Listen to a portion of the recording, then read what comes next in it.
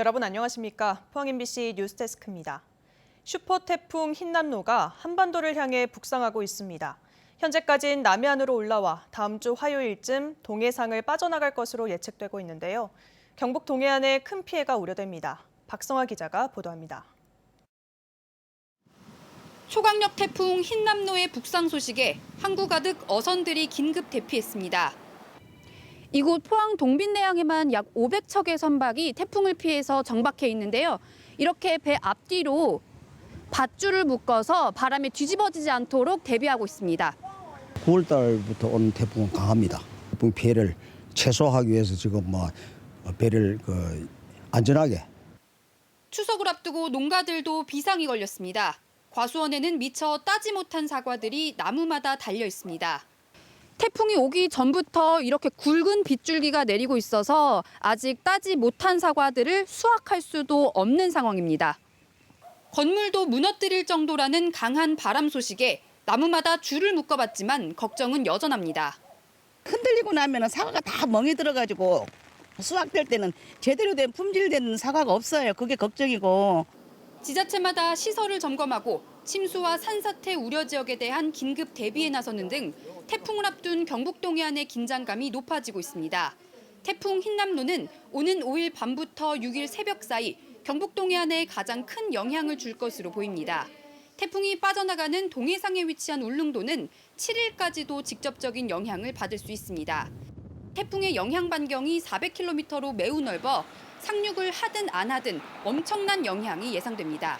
특히 경북 동해안의 경우 오른쪽 위험 반원에 포함될 가능성도 있습니다. 바람이라든가 이런 부분은 굉장히 강력하기 때문에 과거에 2003년도 태풍 매미 때라든가 아니면 2021년도 태풍 오마이스 때 그 강력한 정도 비바람의 영향은 충분하다고 생각을 합니다. 기상청은 해수면 상승으로 인한 폭풍 해일과 하천 범람에 따른 저지대 침수 등이 발생할 수 있다며 철저한 대비를 당부했습니다. MBC 뉴스 박성아입니다. 국립수산과학원은 제11호 태풍 흰남노가 북상함에 따라 양식 어민들의 피해가 발생하지 않도록 주의를 당부했습니다. 강풍에 대비해 육상수조 양식장 시설물을 단단히 고정하고 정전이나 단수에 대비해 깨끗한 사육수를 충분히 저장하며 산소 공급 장치와 비상 발전기의 작동을 사전에 점검해야 합니다. 해상 가두리 양식장은 그물망의 작은 파손도 강풍과 파도로 인해 훼손 부위가 확대돼 양식 생물이 유실될 수 있어 그물망과 연결 로프를 단단히 고정해야 합니다. 또 태풍 영향권에서 벗어난 뒤에는 육상 수조 양식장은 모래나 펄과 같은 이물질을 신속히 제거해 2차 질병 감염에 주의해야 합니다. 11년 전 포항 유흥업소 종업원 8명이 잇따라 스스로 목숨을 끊은 사건 기억하실 텐데요. 그러나 이 사건에 검사가 연루됐다는 사실이나 이 검사가 해임된 뒤 재판으로 복직돼 2달 전까지 검사로 재직했다는 걸 아는 분들은 많지 않으실 겁니다. 비위 검사의 복직을 판결해준 대법관 후보자의 인사청문회에서 뒤늦게 드러난 사실인데 결국 힘 있는 검사는 봐줬다는 비판이 일고 있습니다.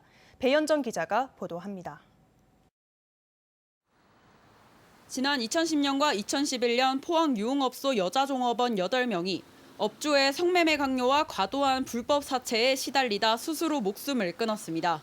사건의 파장이 일파만파 커지자 법무부는 성매매를 하는 유흥업소에서 변호사로부터 향응을 제공받은 혐의로 대구지검 포항지청 검사 A씨에 대해 검사 신분을 박탈하는 면직 징계를 내렸습니다.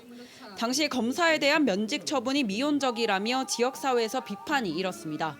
유흥업소 여종업원들이 연쇄 자살을 하면서 포항 괴담으로까지 불렸고 지역의 여성단체에서 경찰이나 검찰에 강력한 단속을 촉구를. 하지만 면직 징계는 취소됐고 A 검사는 올해 7월까지 한 지검에서 검사로 재직했습니다. 오석준 대법관 후보자는 A 검사의 면직 처분을 무효로 판결한 당시 서울행정법원 제1행정부 재판장이었습니다. 그러다 지난달 29일 오 후보자의 국회 인사청문회에서 처음 밝혀진 면직 처분 취소 판결문에서 검사 A씨에 대한 새로운 사실이 드러났습니다. A 검사가 2009년 2월부터 9월까지 15차례나 유흥업소에 출입한 겁니다. 그럼에도 불구하고 검사 A씨가 6년간 성실하게 근무했고 100만 원 미만의 향응을 수수한 점 등을 근거로 면직 처분은 징계 사유에 비해 지나치게 과중하다고 원고 승소 판결했습니다. 대법관 후보의 국회 인사청문회에서 성매매에 연루된 검사 A씨에 대한 징계 취소가 부적절했다는 지적이 잇따랐습니다. 성매매 행위한 거에 대해서는 당연히 다그쳐 물을 수 있는 거고 더 징계가 필요하다. 가중 징계를 해야 되는 사안일 수 있다. 이렇게 얘기할 수 있지 않을까요? 제가 생각이 짧아서 그런지 모르겠습니다. 징계 사유들이 아니었기 때문에. 성매매 업소에서 향응을 접대받은 검사를 복직하라고 판결을 한 사람이 대법관으로 적격한지, 업주와 연루된 경찰관 4명은 해임됐는데도 검사는 봐주는 것인지 공정성 논란이 일고 있습니다. MBC 뉴스 배현정입니다. 택시 감차에 불만을 품고 포항시청 공무원에게 염산을 뿌린 60대에게 항소심에서도 원심과 마찬가지로 4년의 징역형이 선고됐습니다. 대구고법 제1형사부는 특수 공무집행 방해치상 등의 혐의로 구속 기소된 영업용 차량 중개업자 A씨에 대한 항소심 선고 공판에서 징역 4년의 원심을 유지했습니다. A씨는 지난해 10월 포항시청 대중교통과에 무단 침입해 공무원들을 향해 생수병에 담아온 염산 500ml를 뿌린 혐의로 재판에 넘겨졌습니다. 울진 구규림 관리소는 추석을 맞아 성묘객의 편의를 위해 차량 통행에 지장이 없는 구교 임도를 18일까지 한시적으로 개방합니다.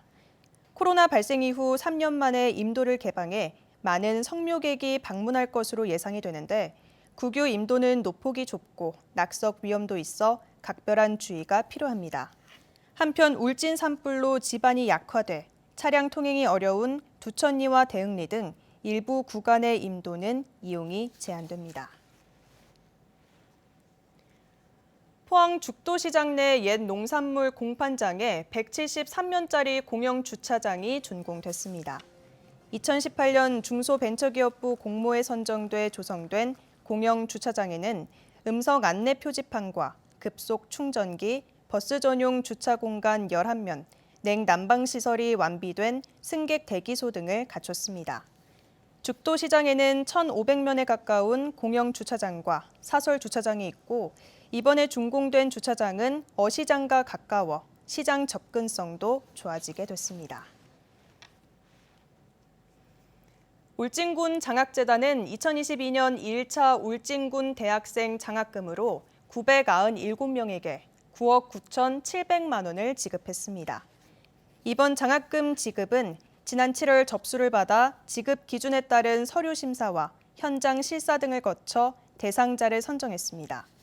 한편 울진군 대학생 장학금 2차 신청도 오는 16일까지 접수를 받고 있는데 대상자는 복학생이나 1차 심사에 신청하지 못한 지역 출신 대학생들입니다. 경주시가 오늘 힐튼 호텔에서 동아시아 문화도시 문화상생 협력 심포지엄을 개최했습니다. 이번 심포지엄의 주제는 바위에 부처를 새기다로 경주와 중국 진안시, 일본 오이타현에 있는 마에불을 탐구하고 보존 방안에 대해 논의했습니다. 마에불은 바위에 새긴 불상이며 한국과 중국, 일본에서 공통적으로 발견이 되는 문화유산입니다. 고용노동부 포항지청은 지난 5월 발생한 경주 공사장 거푸집 전도 사고와 관련해 책임자 2명에 대해 기소 검토 의견으로 검찰에 넘겼습니다. 고용노동부는 원하청 현장 소장 2명이 거푸집이 전도되지 않기 위해 작업자 안전을 조치를 미리 취하지 않았다고 밝혔습니다.